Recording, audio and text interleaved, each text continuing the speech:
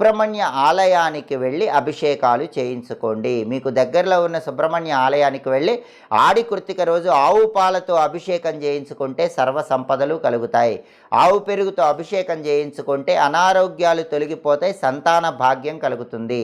తేనెతో సుబ్రహ్మణ్య స్వామికి అభిషేకం చేయించుకుంటే కళారంగంలో మంచి పురోభివృద్ధి ఉంటుంది. పంచదార కలిపిన నీళ్లతో అభిషేకం చేయించుకుంటే అన్ని కష్టాలు తొలగిపోతాయి. ఆవు నెయ్యితో అభిషేకం చేయించుకుంటే మోక్షం కలుగుతుంది.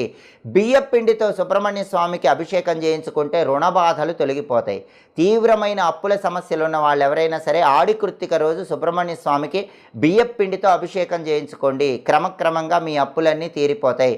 కుంకుమ పువ్వు కలిపి నీళ్లతో సుబ్రహ్మణ్య స్వామికి అభిషేకం చేయించుకుంటే మంచి సౌందర్యం వస్తుంది. గంధం కలిపిన నీళ్లతో అభిషేకం చేయించుకుంటే పుత్ర సంతానం కలుగుతుంది. అబ్బాయి పుట్టాలని భావించేవాళ్ళు ఆడి కృత్తిక రోజు గంధ జలాలతో సుబ్రహ్మణ్య స్వామికి అభిషేకం చేయించుకోండి.